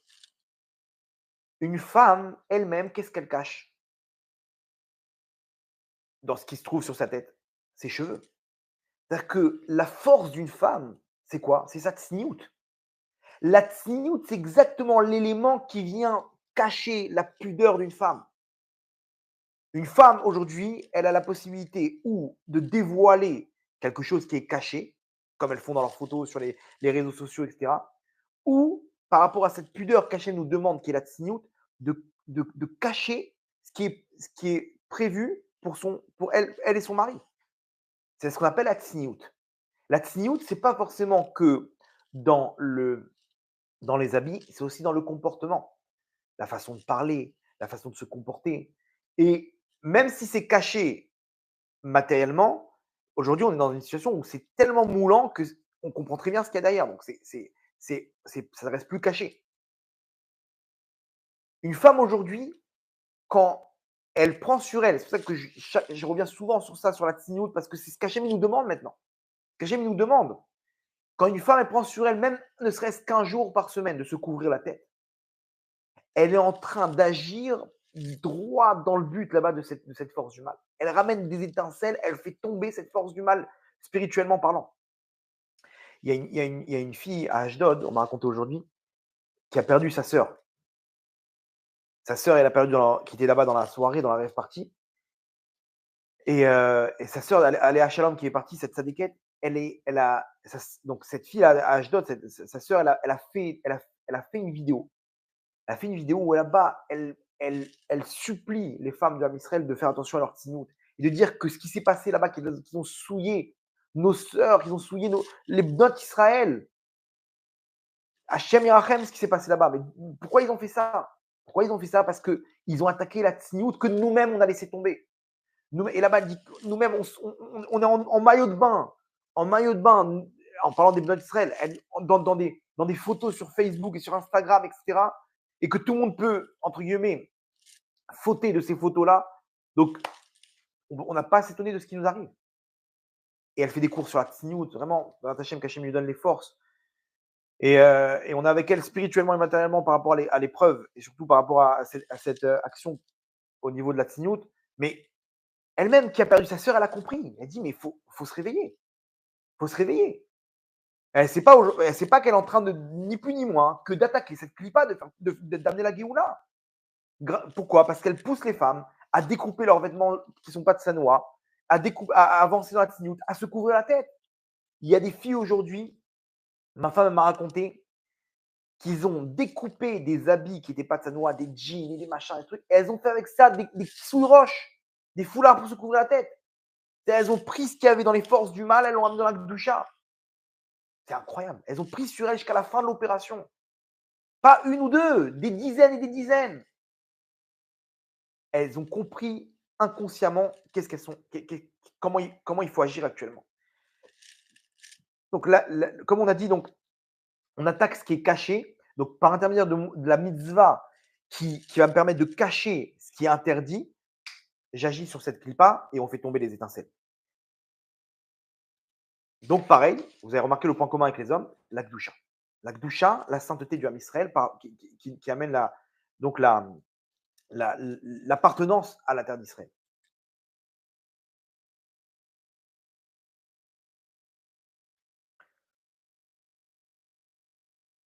Donc, on récapitule. Deux actions qui sont en fait qu'une seule et même action qu'Hachem nous demande maintenant, c'est d'agir dans la Gdusha. Les hommes, que ce soit au niveau de la pensée, de la parole, par l'étude des secrets de la Torah, et surtout de faire attention. Faire attention à sa bride, faire attention mets un filtre, mettez des filtres, ne nous trahis pas, frérot, ne nous trahis pas. Fais attention, ne tombe pas. Tout ce qui est semence en vin, tout ça, tiens bon, tiens bon. Pareil, pour les filles, tout ce qui est caché, tsniout, bien qu'elles si elles peuvent lire le Zohar, etc. Tsniout, toi, Simat Sadeket, sois forte. C'est très, très dur.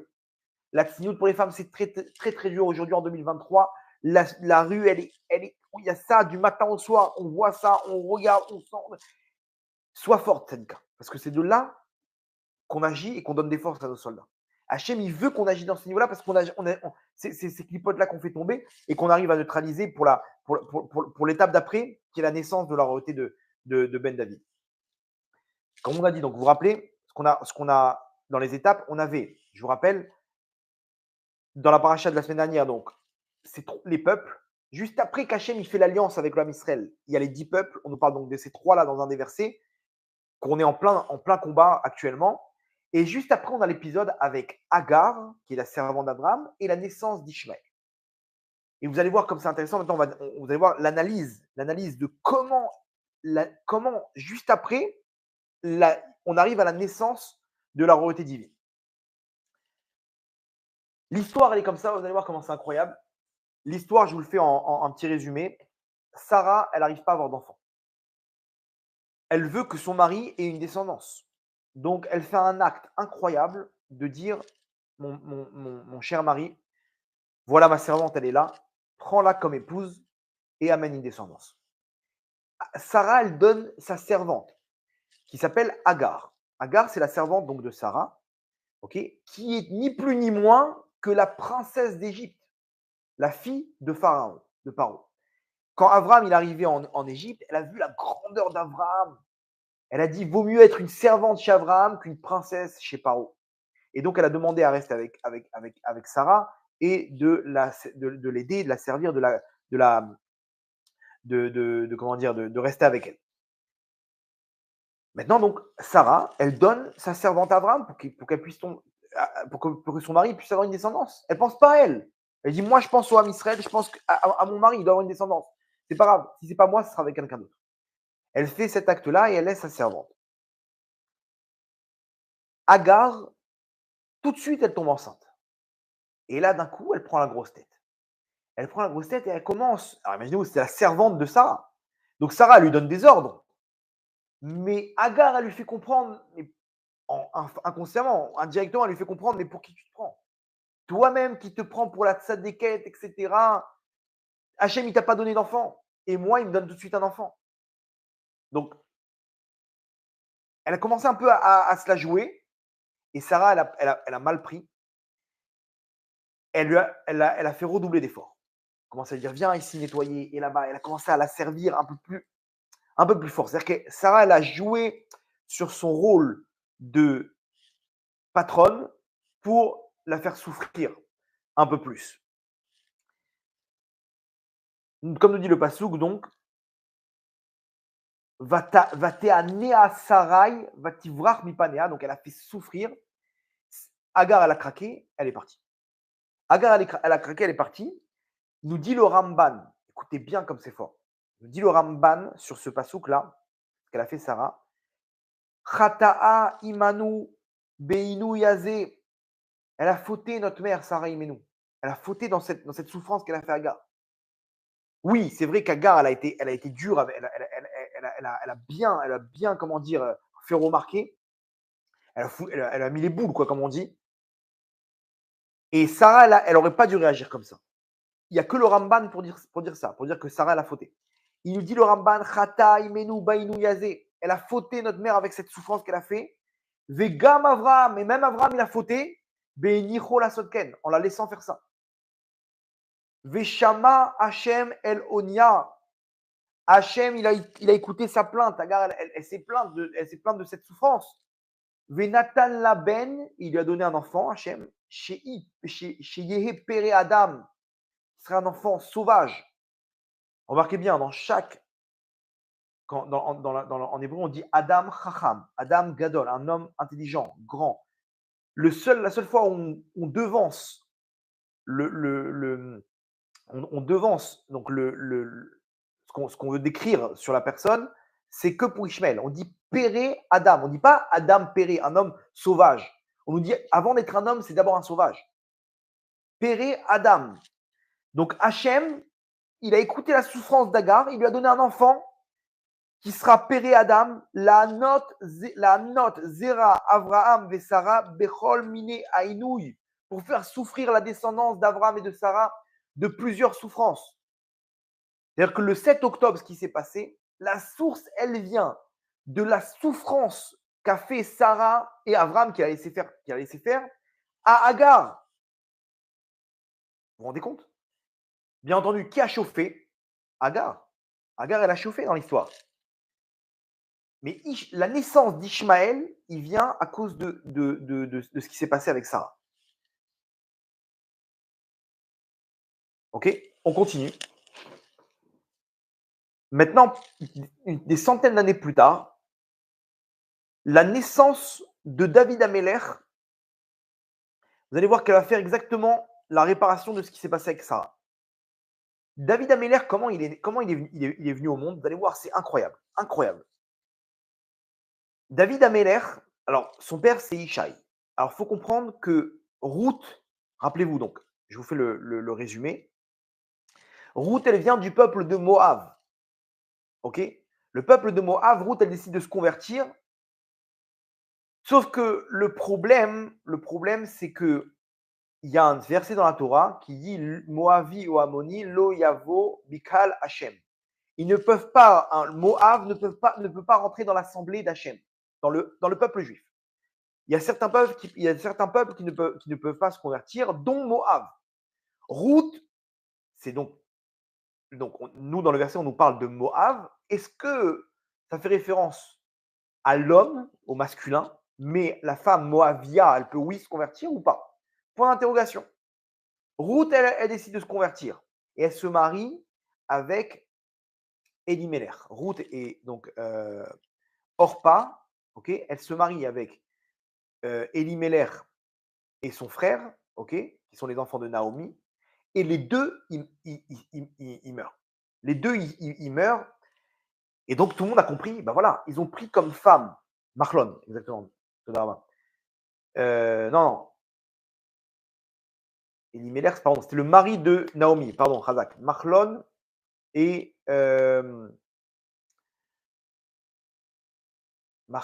Elimelech, c'était le mari de Naomi, il a eu deux enfants, Marlon et Kilion. Ok, les deux enfants, ils sont morts.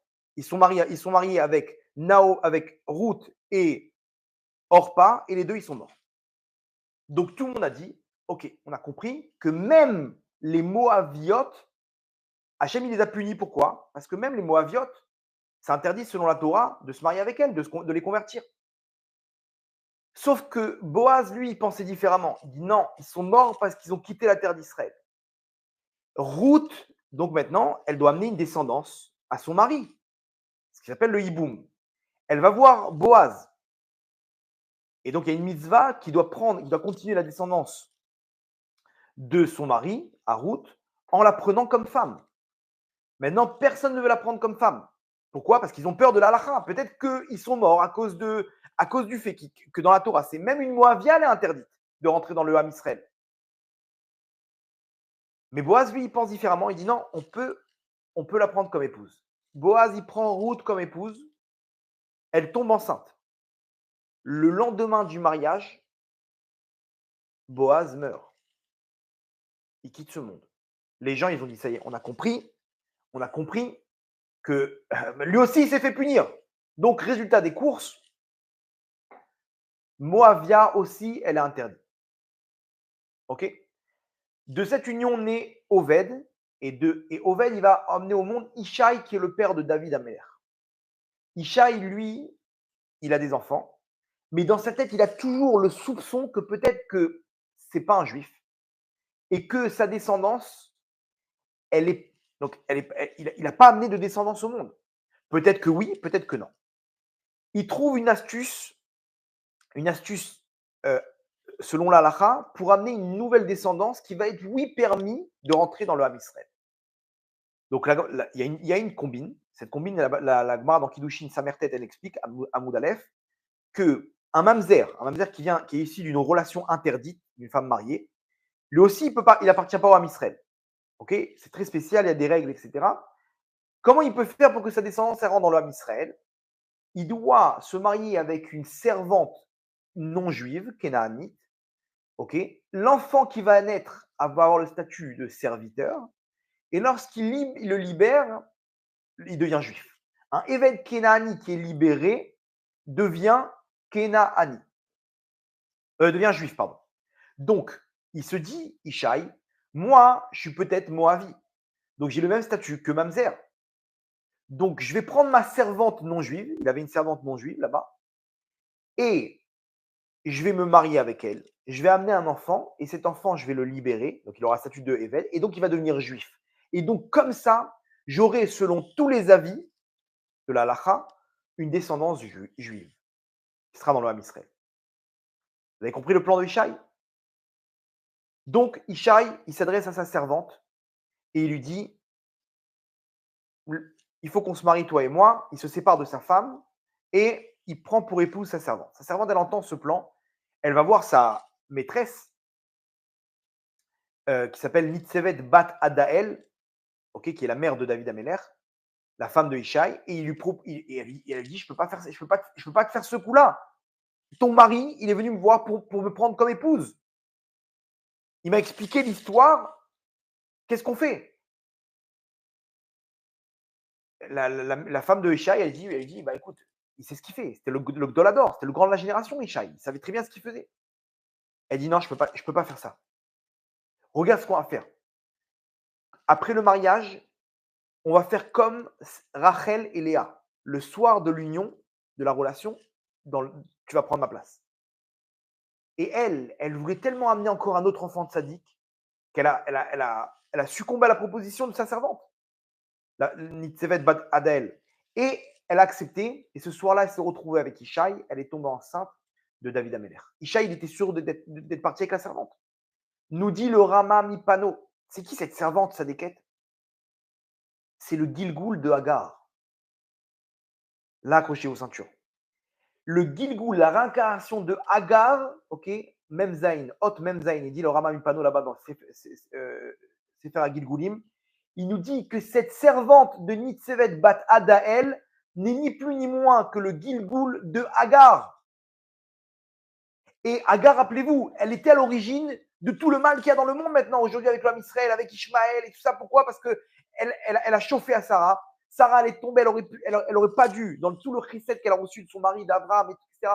Ils accueillent des gens, etc. Elle aurait dû se comporter de façon parfaite. Elle aurait pas dû, répondre à Hagar. Donc, qui est à l'origine de toute cette histoire? Hagar. Hagar, elle est revenue en tant que servante de Nitzevet Bat Adael, la femme de Ishaï, pour réparer. Comment? Là, elle doit faire l'inverse. Lorsque elle doit maintenant être donnée comme épouse à Ishaï, comme Hagar l'a été, elle a refusé. Elle a dit non, je ne peux pas faire de mal à ma maîtresse. Chose que Hagar a fait à l'époque. Hagar, elle a eu aucune pitié. On lui a proposé, elle a dit d'accord. Elle est partie avec Abraham, elle est tombée enceinte et elle a commencé à chauffer Sarah en l'humiliant.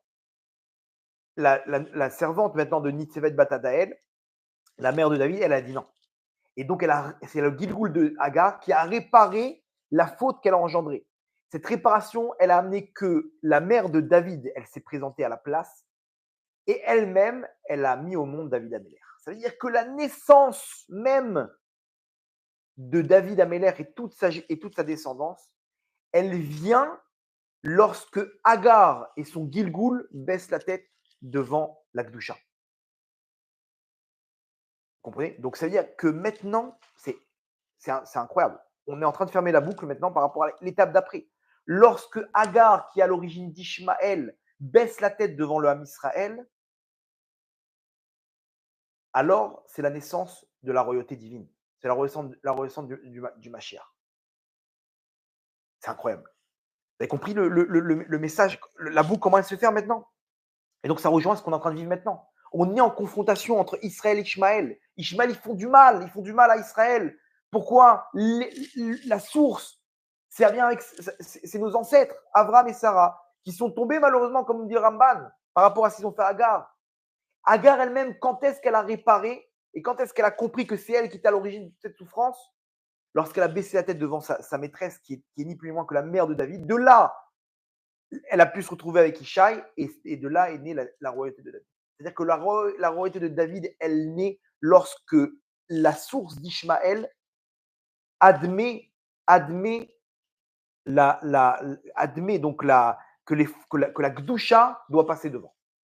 Vous comprenez? Donc, comment on fait en sorte que la Gdusha, qui représente ces trois lumières d'en haut, de Chorma Binadat, ils arrivent à neutraliser les trois lumières équivalentes dans les forces du mal par rapport à ce qu'on a dit, par rapport à la Gdusha, par rapport à l'étude du Zohar, par rapport à la Tsiniout, par rapport à tout ça. Et donc, matériellement parlant, on est en train de donner des forces pour que les kidnappés, les étincelles matérielles qui sont ces kidnappés, ils sortent et que Israël, ils réussissent leur victoire et que cette clipa, elle tombe. Vous avez vu le puzzle incroyable? Elle est trop belle, notre Torah. Elle est trop belle. Tout est imbriqué l'un dans l'autre. On vient de fermer la boucle. Et donc, l'étape d'après, c'est la naissance de David Améler. Comme on le voit maintenant avec cette histoire du Gilgoul de Hagar. Et donc, juste après, on le voit dans la paracha de cette semaine, Sarah, elle chasse Ishmaël. Elle dit Garesh et Ta'ama Azot. Elle demande à Abraham chasse ce peuple. Pourquoi? Parce que à ce moment-là, une fois que on a neutralisé cette force du mal, donc il y a une séparation entre la Gdusha et la Klippa. Et donc, Israël appartient à Israël, au Ham Israël. Et donc, à ce moment-là, tombe Ishmaël, et c'est le début de Ve'ele Toldat Yitzhak avec la Géoula par le Mashiach ben David. Ça, c'est la suite des événements, c'est écrit dans la Torah noir sur blanc. Vous avez vu comme c'est géant? Donc, en tout cas, je ne sais pas si vous avez bien compris tous les éléments de l'histoire, mais ce qu'il faut retenir, c'est une chose. Hachem, il nous demande une chose. Là où on se trouve maintenant, en plus de nos prières, il faut multiplier la Gdusha. La Gdusha, c'est ni plus ni moins que faire entrer Hachem en nous. Kedoshim, Tiyu, Ki Kadosh, Ani. Hachem dit soyez Kedoshim. Pourquoi? Parce que moi, je suis Kadosh. Et lorsqu'il y a des Kedoshim avec quelque chose de Kadosh, il y a une union possible. Hachem nous supplie, faites-moi entrer dans la partie. Am Israël, lorsqu'il est loin de la Gdusha, alors on est loin d'Hachem. Et la terre d'Israël, c'est la Gdusha. Regardez comment Hachem il a parlé. C'est dans cette rêve partie où là-bas, il y avait les pierres adérotes qu'Hachem il a frappé. Et comment on appartient à cette terre? Par la Gdusha. Cette Gdusha-là, c'est ce qu'on fait. C'est ce qu'on arrive à donner de la puissance à cette terre. Au Ham Israël, c'est par la Gdusha, parce qu'on fait rentrer Hachem sur cette terre. Malheureusement, dans la Torah, on nous dit que s'il y a de l'adultère et des avérotes, va qui arrête cette trême, la terre, elle vomit ses habitants parce qu'elle ne peut pas supporter cette faute. Et eux-mêmes, ils se sacrifient. Et Ishmaël, ils ont des forces. Ils s'appellent les Shahidim. Shahidim, ça veut dire les Gdoshim. Les Gdoshim, c'est-à-dire sinon on n'utilise pas cette Gdusha, ça part dans l'autre côté. Donc aujourd'hui, on a compris qu'on est en pleine milchama, on est en pleine guerre, dans tous les fronts spirituels, matériels. Vous avez vu comment on est en pleine guerre spirituelle. On peut donner des forces aux commandos d'élite. Et vous allez voir qu'une femme encore et encore qui se renforce dans la Tzniut, et quelqu'un qui se transforme qui se renforce dans la Gdusha, on va apprendre que des bonnes nouvelles et des victoires et des nissim et des flaot. Parce que c'est comme ça que l'homme Israël, il donne des forces à Hachem. Quand l'homme Israël, il est relié à Hachem dans la pensée, dans la parole, dans son être même, une femme, et si elle pouvait voir la lumière qu'elle a lorsqu'elle se couvre la tête. Alors, Matsadika, c'est dur. Un petit effort. Mon tzaddik, sois fort. C'est très dur. Mais sois avec nous. Ne nous trahis pas. On est tous des guerriers. Il faut qu'ensemble, on saute dans le feu pour pouvoir faire ce sacrifice à Hachem. C'est ce qu'Hachem nous demande. J'espère que ce n'était pas trop compliqué. Mais soyons forts pour la suite. OK? Parce que le Ham Israël, il a besoin de nous. Ham Israël, il a besoin de nous sur tous les fronts. C'est pas simple. On est dans une impasse. Mais venez, on fait entrer Hachem dans la partie. Comment? Par la Gdusha. Par la Gdusha. Et automatiquement, après, l'étape d'après, c'est la naissance de la royauté de David, de Hachem Berachamim Dolim. On va finir avec une petite histoire. Je vais essayer de la faire courte, mais on va terminer avec une petite histoire sympathique que j'ai déjà racontée. Sympathique, elle est forte, mais vous allez voir qu'elle elle matérialise ce qu'on a expliqué ce soir. Il y avait un soldat qui s'appelait Rami Lévi, ok? Donc, un rapport avec les supermarchés en Israël. J'ai retenu son nom parce que c'est le même nom que les supermarchés. Loin de toute Torah, toute mitzvot, il s'est retrouvé à la deuxième guerre du Liban. Avant la guerre, il se retrouve avec des copains. Il était après une garde, il rentre dans sa chambre et il voit tous ses copains autour d'une table en train de jouer au Ouija. Ouija, pour ceux qui s'appellent science en hébreu, c'est on met des lettres autour sur un tableau, ok, et on met un verre et on fait appel à une neshama qui est là dans la pièce, qui vient sur ce verre, ok, donc tout le monde met les doigts sur le verre et on lui pose des questions et le verre bouge et sur les lettres. Et donc, les lettres qu'on compose, c'est la réponse à la question. Et c'est incroyable, les gens ils peuvent vous raconter. Selon la Torah, c'est interdit. Interdit de faire ça. C'est un chiyuv karet euh, de faire ça. Mais les gens qui l'ont fait, par ignorance, peuvent vous dire, c'est incroyable. Ça fait trembler de peur. Ils posent des questions, qu'est-ce qui va se passer dans le futur, etc. Et comme c'est des neshamot qui errent, qui n'ont pas encore leur repos, et qu'ils entendent ce qui se passe, des mauvais décrets ou des bons décrets, ils peuvent transmettre des informations du futur. Du futur. Et tous racontent, et ça c'est incroyable, que lorsqu'ils posent une question sur Hachem, le verre explose. Qu'est-ce qui fait Hachem en ce moment? Boum, le verre explose. C'est incroyable. En tout cas, ils sont là en train de jouer à ce jeu. Et l'autre, ce Rami Lévi, là, notre personnage de l'histoire, il n'y croit pas et machin. Ils sont là en train de poser des questions. Et il dit qui tu es. Il donne son nom. Et il dit comment tu es mort. Il dit parce que j'étais à la guerre de Kippour, je suis mort. Et il lui dit mais quand quelqu'un il meurt parce qu'il est soldat, il ne va pas directement au Gan Eden. Et il dit oui, mais moi, je n'ai pas eu l'intention de mourir pour l'homme Israël. Donc, je suis en train de payer mes fautes, etc. Donc, et là, il lui dit, il lui pose la question, dis-nous quelque chose qui va se passer pour nous. Écoutez bien, ils sont 20 dans la pièce. Il dit, dans quelques mois, il y aura une terrible guerre. C'était la deuxième guerre du Liban. Il y aura une terrible guerre et en haut, toutes les Neshamot, elles sont en train de prier pour annuler les décrets. Mais le décret va passer. C'est dans quelques mois, il y aura une terrible guerre.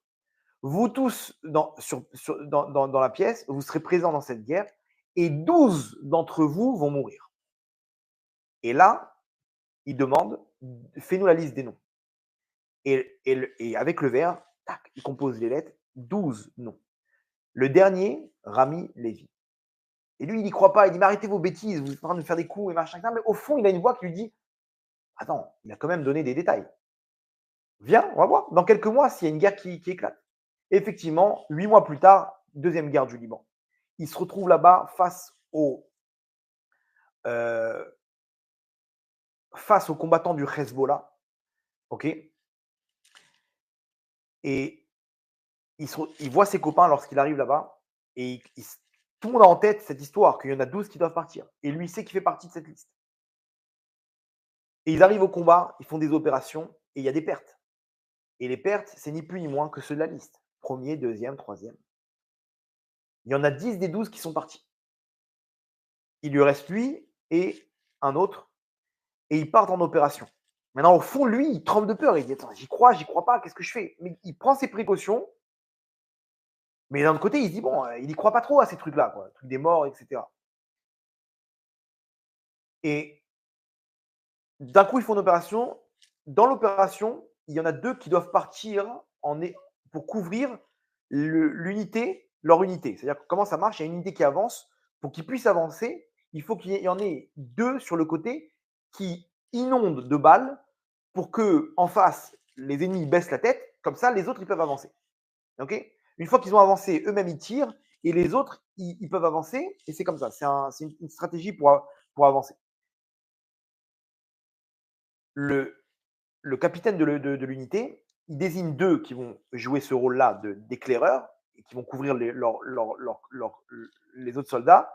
Et il dit à Rami Lévi et le deuxième qui doit mourir, vous deux, avancez. Ils se regardent les deux et ils disent, ben, c'est bizarre que tous les deux on est là-bas. C'est-à-dire qu'il se peut qu'on va tomber dans un guet-apens, on va se faire tuer tous les deux. Bon, ils sont en pleine guerre, ils ont ça dans un coin de leur tête, mais ils avancent. Et ils partent. Ils partent en éclaireur les deux, pendant que les autres ils tirent. Eux, ils peuvent avancer. Ils avancent, et d'un coup, ils voient son copain prendre une balle, boum, tac. Oh. Son copain, il est à côté, il a pris une balle, il se dit, il doit sûrement être mort. Il prend la radio, il dit, venez nous chercher. Il a, le truc, il y en a un qui a pris une balle. Vous êtes où? Donnez-nous votre position, machin, etc. Et il entend des gens avancer. Il dit, waouh, j'ai été repéré. Ils sont en train d'arriver vers moi, et ils vont m'attraper. Maintenant, à mon avis, maintenant, imaginez, on est dans le sud du Liban, ils connaissent la forêt comme leur poche. Il entend des bruits, il est en train de parler à la radio, il dit: «Je ne peux plus parler, je vous laisse». Il éteint la radio. Il essaye de s'échapper et il voit une petite cabane sur le côté. Il rentre dans la cabane pour se cacher. Malheureusement, mauvaise pioche. Juste au-dessus de lui, il y avait un terroriste du Hezbollah qui était caché. Lui, il rentre dans la cabane et le terroriste au-dessus, il voit une embellie. Il voit un soldat israélien tout seul, en dessous. Il sort son couteau, il lui saute, bam, il lui met il a essayé de le planter dans le cou, le couteau. Malheureusement, il le rate, heureusement pour notre soldat, et il lui touche l'épaule. Il tombe par terre, c'est du corps à corps. Du corps à corps, et il se retrouve nez à nez face à lui. Le terroriste, il est au-dessus de lui, et avec le couteau, et il va pour lui planter le couteau sur le visage, et il lui attrape la main. Maintenant, rappelez-vous qu'il est blessé à l'épaule, il a une main qui est faible. Il perd du sang, et il voit le couteau avancer tout doucement, et il sait qu'il lui reste quelques secondes avant de mourir. Au fond de sa tête, bien entendu, il croit à tous ces trucs-là, il savait qu'il devait mourir, et il voit sa vie défiler devant lui. Il voit sa vie défiler devant lui, et à un moment, il voit un épisode de quand il était petit. Il était à l'école, et là-bas, la prof, elle a raconté l'histoire de Shimshon à Gibor. Que Shimshon, il a marqué que il se remplissait d'un esprit divin, il avait une force au-dessus de la nature. Il se rappelle de cette image, et d'un coup, il s'adresse dans sa pensée à Hachem. Il dit: Hachem, sauve-moi, donne-moi des forces comme tu as donné à Shimshon, et sauve-moi, et je te promets de faire tout pour te connaître. Il raconte, écoutez bien, il raconte qu'il sent en lui une force surnaturelle. Il prend la main du terroriste, il serre tellement fort que le couteau il tombe. Il raconte qu'il prend la tête du terroriste, il le pousse sur le côté et il écrase la tête du terroriste. Il dit, je ne comprends pas ce qui m'arrive. Je sens une force tellement forte. J'écrase la tête. Le mec, il est mort sur place. Il dit, je lâche le mec il est mort. Je regarde mes mains. Je me dis, mais ça, comment j'ai fait? Aujourd'hui, c'est un témoignage qui existe. Il s'appelle Rami Lévi. Vous pouvez le trouver sur YouTube. Il raconte comment il s'est connecté avec Hachem par la pensée. Il a fait tchouva, Hachem lui a donné des forces. Bien entendu, il est sorti vivant et il est rentré directement dans une yeshiva. Il a dit: Hachem, maintenant, comme je t'ai promis, je veux te connaître. Aujourd'hui, il s'appelle Rav Rami Levi. Vous pouvez le voir changé de A à Z. Il raconte son histoire, une histoire incroyable. Aujourd'hui, on est face à ces mêmes terroristes, ces mêmes monstres. Lui, rien que dans la pensée, il s'est connecté avec Hachem. Alors imaginez-vous, nous, dans la Gdusha, si on y arrive, quelle force on peut amener au Ham Israël. Ham Israël, il a une force au-dessus de la nature. Les Maccabim, le peuple juif, c'est un peuple qui est surnaturel. C'est un peuple qui est surnaturel. On peut avoir des forces au-dessus de la nature à une seule condition, si on se connecte avec Hachem. Lui, c'est ce qu'il a fait, il s'est connecté avec Hachem. Hachem, il a envoyé des miracles. Donc nous, aujourd'hui, on sait ce qu'on doit faire. À nous de nous relier à Hachem. Comment? Hachem nous dit Kedoshim Tiou, dit Kadosh Ani. Si vous êtes Kedoshim, vous êtes avec moi. Et moi, je peux intervenir. Une femme qui se couvre la tête, elle protège l'âme Israël. Un homme qui fait attention à sa pensée, un homme qui fait attention à sa Kedusha, qui étudie la Torah, surtout les secrets de la Torah, il protège l'âme Israël. Donc maintenant, on a compris comment faire sortir ces étincelles qui vont permettre de faire ni plus ni moins. Chacun d'entre nous, on peut faire une opération de sauvetage de ces kidnappés. Vous allez voir les miracles. Il n'y en a pas pour longtemps. On est en plein accouchement. Les gens, ils vont danser. On a eu un avant-goût de ce qui va se passer pour la Géoula lorsque cette kidnappée a été libérée. Les gens, ils dansaient dans la rue. Ils dansaient dans la rue. Bientôt, on va libérer la Neshama du Mashiach. Bientôt, on va libérer ces étincelles. Et à ce moment-là, tout l'homme Israël, il va danser Bezrat Hashem ensemble dans la Géoula, Berachamim Dolim, Baruch Adonai Leolam. Amen et Amen.